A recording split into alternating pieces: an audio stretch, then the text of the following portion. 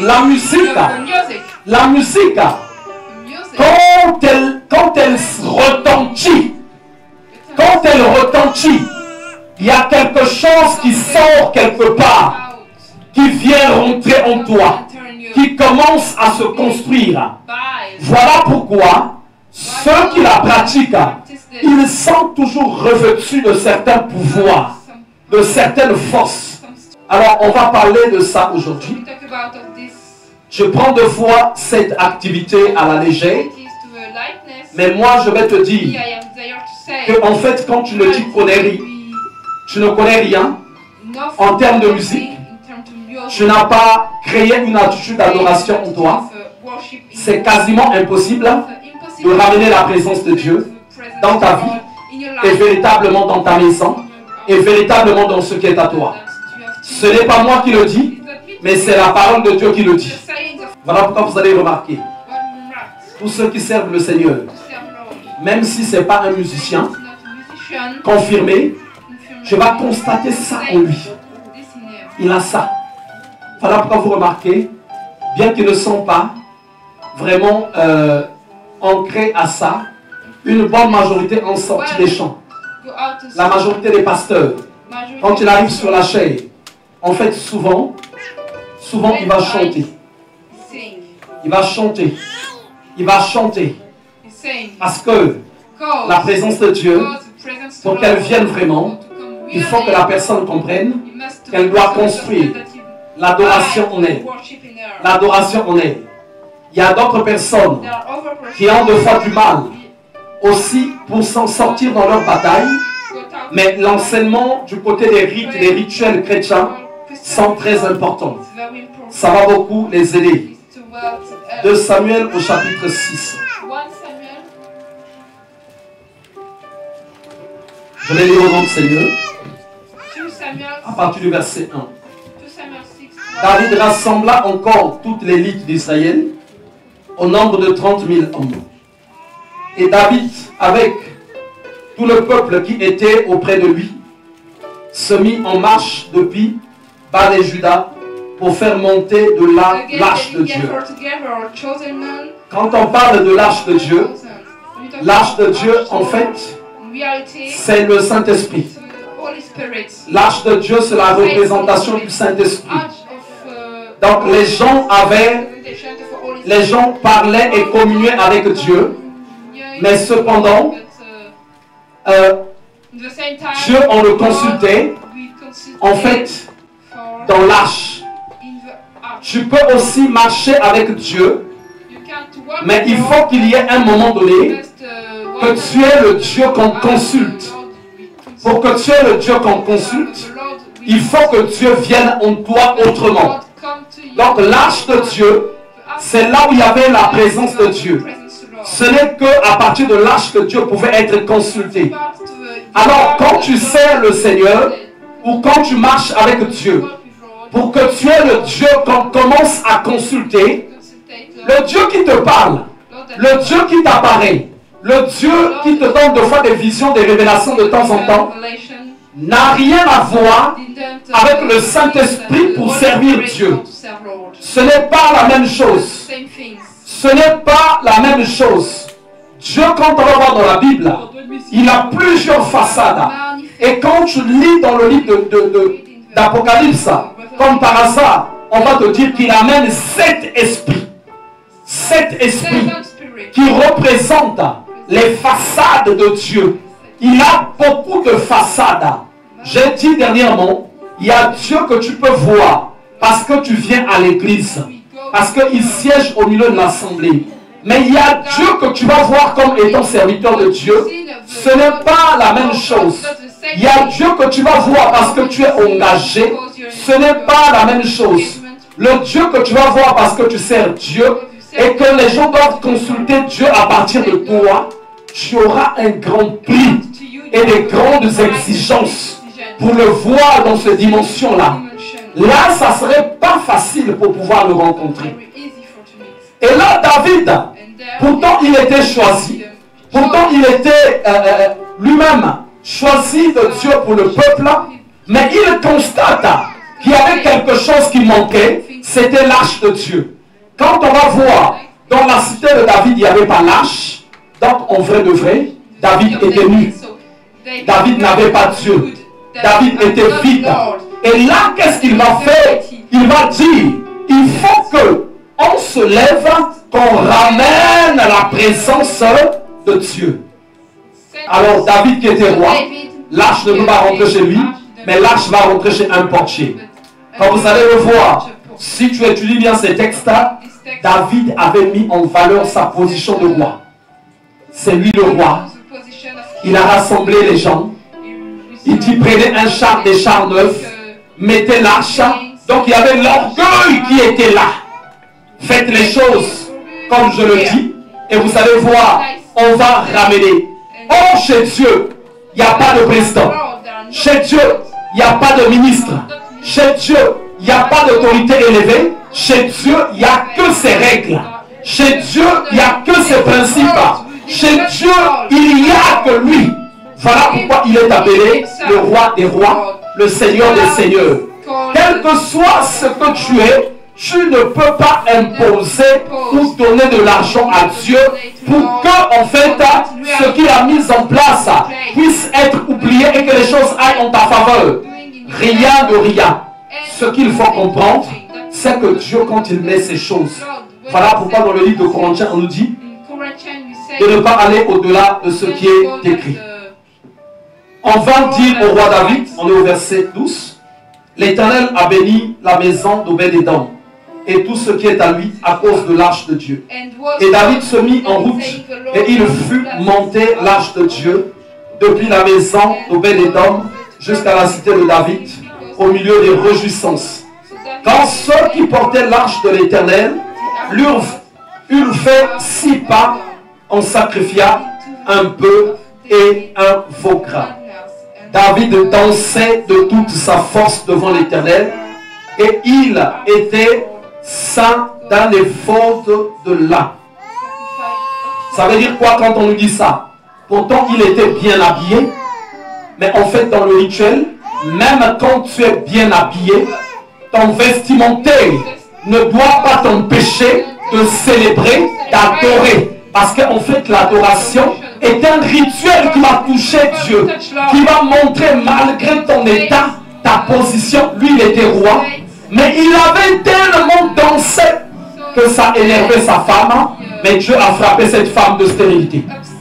Pourquoi Dieu va frapper cette femme de stérilité? Parce que Dieu avait trouvé que c'était juste. Aucune personne n'est roi, aucune personne n'est élevée au-devant de lui. Voilà pourquoi il attend que pour que tu puisses le sortir de sa demeure, il faut que tu comprennes que le rituel de la danse, le rituel du chant, le rituel de l'adoration, c'est un rituel qu'il ne faut pas négliger. Au début, David avait mis sa position de roi. Il a mis un char neuf. Et quand vous allez voir, on va le lire dans le côté où c'est bien expliqué. En fait, David, c'est le conseil qu'il avait tué. C'est le conseil, souvent ce qu'on appelle conseil. Et vous allez le voir dans d'autres chapitres, c'est bien expliqué. Que non, faisant comme ceci, faisant comme ça. En fait, ils ne se sont pas référés sur l'ainsi dit l'Éternel. C'est ce qui avait déclenché plutôt la mort de Oussa, pardon. La mort de Oussa. En fait, c'était beaucoup plus le conseil. Au lieu de tenir compte de ce que Dieu attendait, de ce que Dieu voulait, ils ont fait les choses à leur manière. Alors, peut-être que pour le début, tu ne vas pas bien voir, mais on va voir beaucoup de versets où tu vas bien le comprendre. Alors, ce chapitre nous montre, on ne peut pas ramener la présence de Dieu sans l'adoration, sans la louange et sans la danse. Ça, on va voir beaucoup de versets. Vous allez voir finalement la place qu'occupe la musique dans le rituel de Dieu. La place qu'occupe la musique. La musique a une grande place très capitale. On va le voir, vous allez le voir même jusque dans le ciel. À côté de Dieu. À côté de Dieu, il y a des trompettes. Il y a beaucoup de sortes d'instruments par lesquels, en fait, les anges jouent pour que en fait Dieu puisse sortir et Dieu puisse les agréer. Et là, comme c'est la présence de Dieu qui venait, en fait la présence de Dieu ne pouvait pas venir. Il y avait, dans le livre de Chroniques, quand on va lire, vous allez voir, il y avait beaucoup de choses. Ici, on ne nous a pas parlé en détail. On va dans le chapitre qui détaille. Mais vous allez voir, la musique, finalement, on va nous montrer qu'elle était indispensable. Qu'elle était indispensable. En fait, parce qu'en vrai de vrai, la musique, ce n'est pas une musique, mais c'est un rituel. On va le voir. Pour ceux qui ont déjà lu, je vais essayer d'anticiper. Quand vous allez voir, pour que Jéricho tombe, il fallait qu'il y ait de la musique. Et on va le lire. Jéricho, ce sont les choses. Là où tu vois ta vie est vraiment bloquée. La prière va jouer un rôle, mais si le côté de la musique est négligé, ces choses-là ne tomberont pas. Une personne, regardez ce que je veux vous dire, qui a un esprit d'adoration. Son âme est vraiment blessée dans l'adoration. Une autre personne qui prie, mais il n'y a pas l'attitude d'adoration. Quand les problèmes leur arrivent, ils ne réagissent pas de la même manière. Celui qui a l'attitude d'adoration, quand le problème arrive, tu vas voir au très fond de lui, il chante. En fait, un chant qui équilibre son esprit. Mais celui qui n'a pas l'adoration, il est paniqué. Il est paniqué. Celui qui a l'adoration, quand un problème arrive, il va chanter. Oui, le bonheur et la grâce m'accompagneront tous les jours de ma vie. Va chanter. Je sais que mon Rédempteur s'élèvera en dernier. J'attendrai en silence et je sais que tu parleras. Son âme est quelque part un peu animée par la construction de l'adoration. Mais celui qui n'a pas l'attitude de l'adoration, c'est une personne en fait qui sera vide. Et la cité de David dont on parle, là où devait venir l'arche en fait, représente aussi la vie de David. En fait, David dans sa vie, quand on va voir, il n'avait pas la présence de Dieu. Pourtant, il était appelé de Dieu. Mais il fallait que dans sa cité, c'est comme on peut dire, la cité de Dorothée, la cité d'Emmanuel, la cité d'Aïcha, la cité de Pauline, qui représente en fait la vie de chaque personne. Il faut qu'à un moment donné, que Dieu vienne. Si Dieu n'est pas venu, il y a un travail que tu ne pourras pas faire pour lui. Il y a un travail que tu ne pourras pas faire pour lui. Je vous assure, souffrir pour Dieu, je ne peux pas le faire volontairement. Que tu souffres comme ça, ça va te coûter cher. Il y a des choses que tu n'oseras pas. Qu'on fait seulement, quand en fait la présence de Dieu est descendue dans la cité de ta vie. Mais pour que la présence de Dieu descende, il y a des règles. On va dans 1 Chronique. 1 Chronique au chapitre 13. Là, ici, on va bien nous expliquer. 1 Chronique au chapitre 13. Et c'est comme vous allez remarquer, voilà, 530. Il y aura la musique, il y aura le chant, et il y aura la danse. Il y aura la danse. Parce qu'en fait, chaque fois que tu danses, sache que tu danses pour quelque chose. Est-ce que tu as dansé pour Dieu? Est-ce que tu as dansé pour Dieu? Chaque fois que tu écoutes une musique, le livre d'Apocalypse, pourtant, le monde, le conservatoire, partout on fait la musique, on nous montre qu'il y a une musique qui appauvrit. Là, je ne vous parle pas de la Bible, hein. Allez faire les recherches après ici. Il y a une qualité de musique. Quand tu l'écoutes, pourtant, même s'il n'y a pas de parole, la pauvreté va commencer à se construire en toi. Il y a une qualité de musique. Quand tu l'écoutes, je parlais il y a quelques jours dans le bureau qui est dans le même couloir que nous avec l'entreprise. J'ai parlé, sœur Fatou, de ton pays, du Mali. J'ai pris l'exemple avec la culture congolaise, que ce soit Brazza ou Kinshasa. C'est une culture qui est très différente. Notre culture à nous, c'est souvent une culture de faiblesse, de lâcheté. Je vais t'expliquer, tu ne vas pas comprendre. En fait, les gens ne sont pas vaillants. Les gens ne sont pas vaillants, mais les gens aiment les choses faibles en fait. La fête, la danse. Il faut les voir quand les situations arrivent. Ils sont très lâches. Ils abandonnent facilement. J'ai parlé après du Mali. Moi, je leur ai dit, allez-y voir. En fait, cette culture-là trouve sa source dans la musique. Il y a des pays, tu écoutes leur musique. Tu écoutes leur musique, tu vas sentir que, en fait, cette musique-là t'emmène à ne plus reculer. Écoute la musique de la Côte d'Ivoire, le Zougou. Quand tu l'entends, tu sens que la personne, vraiment pas vrai. En fait, si tu as envie de réussir, écoute la musique des pays comme le Mali, comme la Côte d'Ivoire. Si tu as envie de t'appauvrir, écoute les musiques de mon pays. Dès que tu descends toi-même, même l'argent qui est dans tes poches commence à sortir n'importe comment. C'est la vérité que je vous dis. C'est la vérité que je vous dis. Et les gens ne se rendent pas compte que la musique, en fait, construit les choses. Je vais écouter, je vous prends l'exemple sur le Mali. Africa, Africa, Africa, monde entier. Quand tu entends ce chant-là, bizarrement quand tu entends ça, tu sens que tu te réveilles. Je prends conscience. Et non, Africain connaît, on ne doit pas être dernier. Tu as envie de faire quelque chose.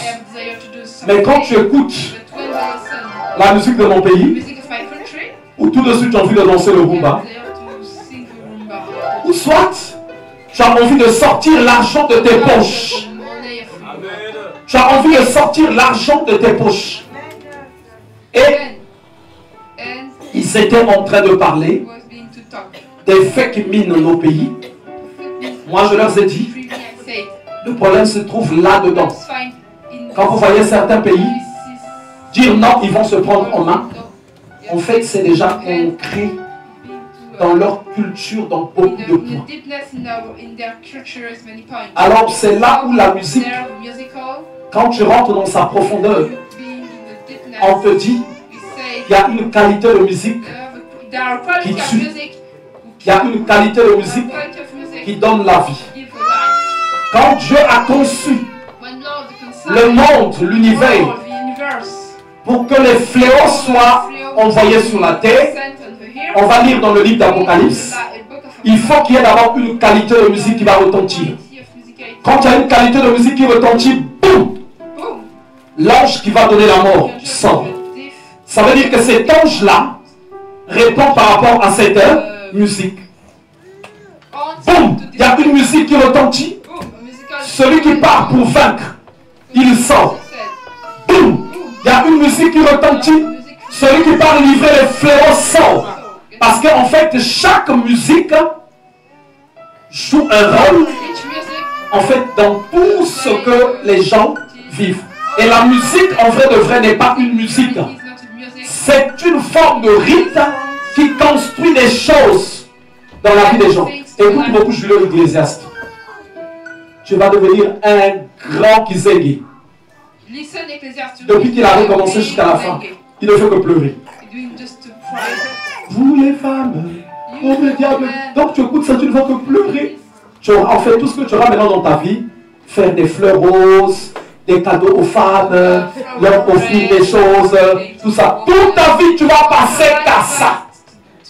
En fait, parce que c'est une qualité de musique qui est comme ça. Et la musique, dans la marche avec Dieu, joue un rôle de fois auquel nous ne prêtons pas attention. Là où nous ne prêtons pas attention.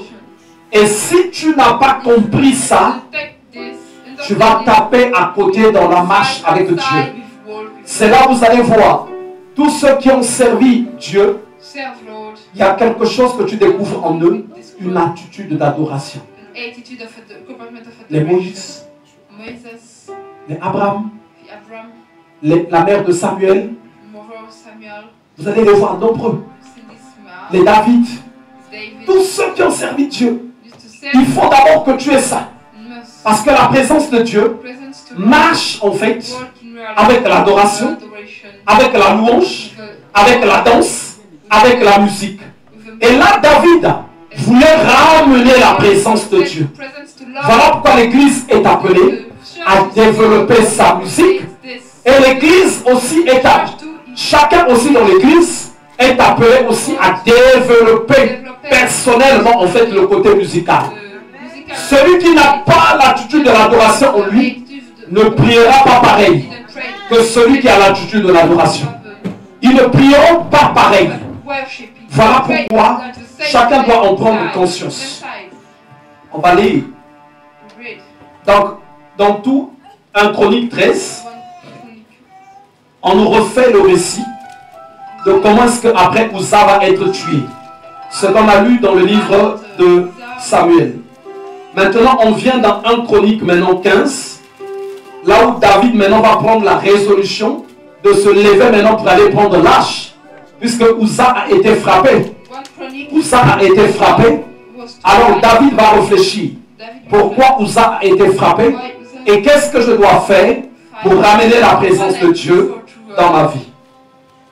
David se bâtit des maisons dans la cité de David. Il prépara une place à l'arche de Dieu et dressa pour elle une tente. Alors David dit, l'arche de Dieu ne doit être portée que par les Lévites. Il commence par faire maintenant des rectifications. Hein. Là, il rentre maintenant dans les principes de Dieu. Ça veut dire que pour que l'arche arrive chez toi, il faut qu'il y ait des Lévites. Les Lévites, en fait, c'est ceux qui servent Dieu. L'arche ne viendra pas chez toi quand un groupe de personnes s'est simplement rassemblé. Parce qu'il y a des gens souvent qui se lèvent. Bon, commençons à prier seulement nous-mêmes. Commençons à prier seulement nous-mêmes. Mais ici, David comprend. Pourtant, au début, il n'a pas fait ça. Mais ici, il dit, l'arche de Dieu ne doit être portée que par les Lévites. Car l'Éternel les a choisis pour porter l'arche de Dieu et pour en faire le service à toujours. Ça veut dire que celui qui prend la résolution, qu'il va prier à la maison, ou il va prier avec un groupe de volontaires, cette personne a déjà échoué. Parce qu'il faut qu'il y ait des Lévites qui soient ceux qui conduisent la présence de Dieu. Et David assembla tout Israël à Jérusalem pour faire monter l'arche de l'Éternel à la place qu'il avait préparée. David assembla les fils d'Aaron et les Lévites, les fils de Kehat, Uriel, les fils, le chef et ses frères 120, les fils de Merari, Azaja, le chef de ses frères 220, fils de Gershon, Joël, le chef de ses frères, fils d'Elishaf. Donc je viens au 9, je viens à 11. David appela les sacrificateurs Tzadok et Abiatar et les Lévites Uriel, Asaja, Joël, Shemaja, Eliel et Aminadab. Il leur dit, vous êtes les chefs de famille des Lévites. Sanctifiez-vous, vous et vos frères, et faites monter à la place que je lui ai préparée l'arche de l'Éternel, du Dieu d'Israël. Parce que vous n'y étiez pas la première fois. L'Éternel, notre Dieu, nous a frappés, car nous ne l'avons pas cherché selon la loi. Amen. Vous voyez bien pourquoi Uza est mort? Parce qu'en fait, ils ont fait ça, non selon la loi, mais selon les prescriptions humaines. C'est eux-mêmes qui ont dit, faisons ceci, faisons ça. Voilà pourquoi j'ai dit depuis le début, la compréhension des principes de Dieu qui sont dans sa parole. Quand tu les comprends, si tu ne commences pas à marcher avec Dieu, tu ne commences pas à avancer, ça veut dire qu'il y a quelque chose qui ne va pas. Les sacrificateurs et les Lévites se sanctifièrent pour faire monter l'arche de l'Éternel, du Dieu d'Israël. Donc là, il quitte sa position de roi, mais il se soumet à l'Éternel. Les fils de Lévites portèrent l'arche de Dieu sur leur épaule avec les bas, comme Moïse l'avait ordonné, d'après la parole de l'Éternel. Et David dit au chef des Lévites, suivez très bien, David dit au chef des Lévites de disposer leurs frères. Là, on va commencer à nous parler de la musique. Les chantres avec des instruments de musique, des luttes, des harpes et des cymbales qu'ils devaient faire retentir de sang éclatant en signe de réjouissance. Ça veut dire que il avait compris, pour que la présence de Dieu vienne, il faut que les musiciens aussi soient structurés. Il faut qu'ils soient là. Les Lévites disposaient Énam, fils de Joël, parmi ses frères, Asaph, fils de Béréka, je crois que vous avez entendu même le musicien qu'on appelle Asaph du ciel. C'est là qu'il a pris le nom, mais on va avoir une autre surprise. Et parmi les fils de Merari, leur frère Étan. Il est où Étan? Il n'est pas là. Ok. Étan, fils de Kouchaja. Puis avec eux, leurs frères du second ordre. Zacharie, Ben, Jazel, Shimeja. Donc je viens au verset 19. Les chantres Éman, Asaph et Étan avaient des cymbales d'airain pour les faire retentir. Amen. Cela veut dire que la présence de Dieu ne pouvait pas venir sans que eux, ils ne soient en train de faire retentir. Et quand on va lire dans le livre d'Apocalypse, même en haut dans le ciel, là où est Dieu, pour qu'il y ait des manifestations, il faut également que la musique soit en train de jouer. Parce que la musique va préparer les corps, va préparer les âmes, va préparer les esprits. Et là, c'est la présence de Dieu qui devrait venir, mais ils vont préparer les chantres. Zacharie, Azel, je suis au verset 20. Jéel, Human, Elia, Maséja et avait des luttes sur eux à la Moph. Et ensuite encore des noms. Et Azaria avait des harpes à 8 cordes pour conduire le chant. Et Mania, chef de musique. Donc on nous parle d'un chef de musique parmi les Lévites, dirigeait la musique car il était habile. Donc le verset 24 nous dit, chez Bania, Josaphat, Néel, Asmaya, Zacharie, Benaja et Élézer, les sacrificateurs sonnaient les trompettes devant l'arche de Dieu. Je viens au verset 25. David, les anciens d'Israël et les chefs de milliers se mirent en route pour faire monter l'arche de l'alliance de l'Éternel depuis la maison d'Obed-Édom au milieu des réjouissances. Alléluia. Donc quand vous allez étudier toute chronique, vous allez voir, pour que la présence de Dieu descende, sans qu'il y ait d'inconvénients, il fallait que tout soit mis en place, mais il fallait que la musique soit là. On va aller dans le livre de Chroniques encore. Donc 2 Chroniques 20. On va lire à partir du verset 20. Je vais résumer en parlant un peu de ce qui est très haut. Donc il y avait une bataille, des attaques contre les enfants d'Israël. Mais regardez maintenant la réaction du prophète, comment il va réagir. On est à la page 572, verset 20. Le lendemain, ils se mirent en marche le grand matin pour le désert de Tekoa. À leur départ, Josaphat se présenta et dit, écoutez-moi Juda et habitants de Jérusalem, confiez-vous en l'Éternel votre Dieu et vous serez affermis. Confiez-vous en ses prophètes et vous réussirez. Puis d'accord avec le peuple, il nomma des chantres qui, revêtus d'ornements sacrés et marchant devant l'armée, célébraient l'Éternel et disaient, louez l'Éternel car sa miséricorde dure à toujours. Au moment où l'on commençait les chants et les louanges, l'Éternel plaça une embuscade contre les fils d'Ammon et de Moab et ceux de la montagne de Séhir qui étaient venus contre Juda. Et ils furent battus. Amen. Alors pour que Dieu réponde, au lieu qu'il y ait des personnes avec des armes devant, mais ce sont les chantres. Quand ils sont en train de chanter, louez l'Éternel. Les autres viennent au combat mais l'Éternel sort et il leur accorde la victoire.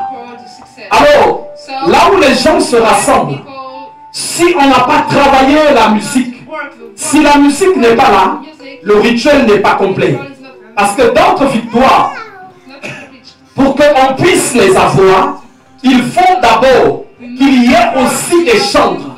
Les chantres ne doivent pas manquer. Les chantres ne doivent pas manquer. Pourquoi on voit tous ces points?